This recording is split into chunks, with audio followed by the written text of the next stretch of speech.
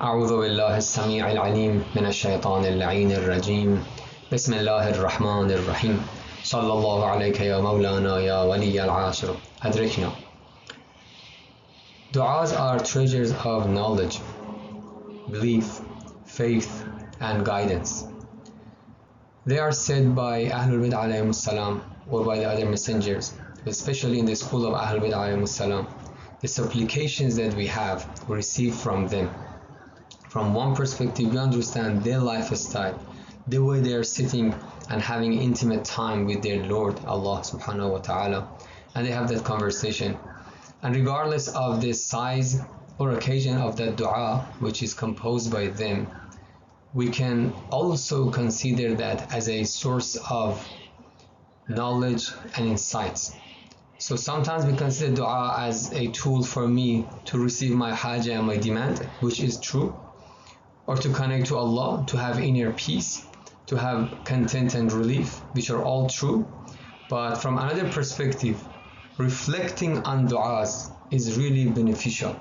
Reflecting on them in their meanings, in their points, that strengthens our faith, deeper the recognition of Allah subhanahu wa ta'ala in our hearts, and helps us to have a correct understanding and avoid the misunderstanding and misconceptions about Allah and other main points of this religion.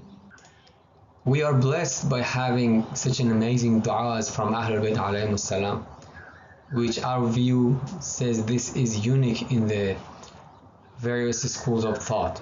The amount of du'as, the beauties, the various contents, different occasions, the purposes of the du'as that mentioned is really special in our case. And especially in the holy month of Ramadan, as we all know, we have really amazing, beautiful du'as narrated from Imams alayhimus salatu wassalam. Now, one of the most important ones, which I want to signify in that, and inshallah I want to share some of the points of that beautiful dua, is dua al-Iftitah, which is composed and recommended by Imam of the time, Sahib al-Zaman alayhi salatu wassalam, narrated from his second representative or ambassador, Muhammad ibn Uthman al-Amri. And in that dua, Imam alayhi salatu wassalam is having a special time with Allah, talking and supplicating with Allah, mainly on two different chapters. First on monotheism, Tawheed, connection with Allah, reflection and praising Him. And the second part is about Sahib al-Zaman alayhi salatu wassalam, starting with the salawat on Rasulullah and Ahlul Bayt alayhi salam, and coming to the points of Mahdawiyya and Faraj and asking for hastening of reappearance of Imam alayhi salatu wassalam. The second part is mainly focused on Wali al-Asr alayhi salatu wassalam. So not only because of the dua is mentioned and it's a command of Imam Zaman alayhi salatu wassalam to his Shia that recite that in every night of the month of Ramadan, which gives its importance to us, but also the meanings of the dua, the beautiful phrases of the dua, and the knowledge which is giving us is enough for us to take some time to reflect on that and try to get more and more of understanding. Let's thank Allah subhanahu wa ta'ala and thank our Wali Sahib al-Zaman alayhi salatu wassalam for giving us this opportunity to have this beautiful dua, these beautiful words and phrases. And let us ask Allah subhanahu wa ta'ala to grant us more and more of ma'rifah and recognition and the chance to understand this dua in this holy month and have better connection to Him. Ameen. One of the important etiquettes of dua in general is beginning dua with hamd. And I believe everyone remembers a lot of du'as, short or long, that Ahlul Bayt start with Alhamdulillah or Allahumma lakal hamd or something like that, and they start and then they continue the rest of the dua. Now, even we can consider that Allah subhanahu wa ta'ala, when He wants to open His book, Quran al-Kareem, He starts Fatihatul Kitab, which starts with Bismillahir Rahmanir Rahim, Alhamdulillahi Rabbil Alameen. Similar things happening there. Fatihatul Kitab, which opens the Holy Book of Quran, is opened by hamd and praise after the Bismillah ar-Rahman ar-Rahim, which itself is hamd, and I will explain about that. It should draw our attention why this is very important and why this much emphasis on hamd, and what is the meaning of that, or what are different meanings that we need to consider when we are reciting these du'as. So while many of us believe and understand hamd as shukr, and we say, I thank Allah, so after our meals we want to thank and appreciate Allah subhanahu wa ta'ala's blessing, we say Alhamdulillah Rabbil Alamin, right? So this understanding is not wrong, definitely we do that, and that's advice by Ahlul Bayt alayhimus salam. But hamd is more than having gratitude only. Hamd, if you want to translate it in English, it should be praise, and we all know praise and thank are different in English and in Arabic as well. So hamd and shukr are different. So when we praise someone or something, it's more than having gratitude, it's also recognizing, acknowledging, admiring that person or that particular thing.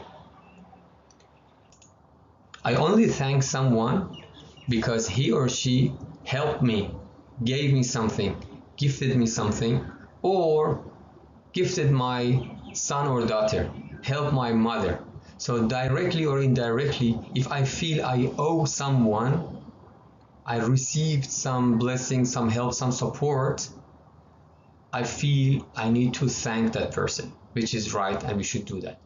But hamd is not limited to the time that I feel I owe someone. Hamd is broader. Hamd is when I see, regardless I'm there or not, when I see something praiseworthy, when I see a quality, when I notice any niceties, I feel I want to praise that thing or that action or that behavior. That's praising. That's when I recognize, when I acknowledge that. And that's a very beautiful attitude that we need to develop in ourselves if you want to go through the lifestyle of Ahlul Bayt alayhimus salam. These du'as are showing us how much they are paying attention to details of different things. Of course, starting from Allah subhanahu wa ta'ala's actions. So many of these sentences of this dua al-Iftitah and many other du'as are praising Allah subhanahu wa ta'ala, Allah's actions, or even Allah's creation, paying attention to different angles, drawing the attention to different facets of that, and again details of a single and simple thing is mentioned by them. And still, hamd and praise can work for the thing that I owe someone or I don't owe. So when I notice, for example, my health, I can say Alhamdulillah that I have health. But Ahlul Bayt are saying step further. Health is not one thing. Pay attention to details of that. Now I am able to speak. Alhamdulillah that enabled me to speak. Alhamdulillah that enabled me to think, to arrange words and sentences, to understand the meanings. Alhamdulillah that created us human beings with language, with a different language. We can learn language and then think about the process that any kid they go through to learn language as a native language. We don't need to teach them. Isn't it a praiseworthy thing in the creation that if we notice, we say, wow, how our brain works to capture different things, because when we try to learn second or third language, we understand the difficulties, and still it is possible, so it is praiseworthy. It's a praiseworthy point that I can praise Allah, and I should praise Allah subhanahu wa ta'ala, who created my brain in a way that can learn a new language that I don't have any clue with it, right? But when we compare that, we go through all of those difficulties to learn the new language and we become a bit fluent, but still that's different than a native speaker. And when we see the native speaker, a kid, they never spend special time to learn the language, but they take it from their parents and from the society around them. Paying attention to that, this is part of the health, right? Otherwise, we need somebody to help that person, that kid, with speech therapy, right? So that's a praiseworthy point on their health. So health being able to speak different language, and then you go over different things, my tongue, the movement, the voice that I can make, each and every details of that. If I was lacking them, how would my life look? Now, I praise you, O Lord, for all of these blessings that you gave me, and for all of the blessings that you gave anyone else. You created us in a way we are able to communicate with languages, different people. We can understand translation, we can understand interpretation. Oh Lord, I praise you for all of those things. Ahlul Bayt alayhimus salam's time, in many of their du'as, tells us, try to pay attention to details, try to be mindful of them, have reflection of them, try to find more and more of the blessing of Allah, of the praiseworthies of the whole world, which are all finally will be a praise for Allah subhanahu wa ta'ala. And if I try, before reciting any du'as and supplications, or even before reciting the Holy Quran, even before offering my daily prayers, because there again you have a lot of hamd, Subhana Rabbiyal Azim wa bihamdih. You start with Surah Al-Fatiha, as I said, and that's the most frequent surah chapter that every Muslim should recite, in which the point is hamd, even the name of surah is hamd, right? Before I start that, if I take some moments to be mindful, to be conscious of some of the praiseworthies of the world, and I have that communication with Allah subhanahu wa ta'ala about anything, about clouds, about grass, about trees, about the voice of animals, about the movements of earth, about tiny things or massive ones, doesn't matter. If I take a few moments to reflect and have that connection to Allah, as we learn from Ahlul Bayt, I will see the taste of my prayer, the taste of the dua, and the taste of recitation of Quran will be different. Maybe that's one of the reasons that one of the etiquettes of dua is to start with hamd. If you pay attention to the meaning, definitely that will have greater impacts. Inshallah, in the next clips, I will go over some other sentence of dua al-Iftitah. But this general point is very beneficial for us, and that's the way I see Imam Zaman ﷺ start this dua and continues that. So I think, inshallah, if you consider this point of hamd, the difference between hamd and shukr, and paying attention that we need to be mindful of the praiseworthies, beauties, and niceties of the creation, and praise Allah for each and every of them, that will help us to improve our life, to develop our personality, and having better attitude.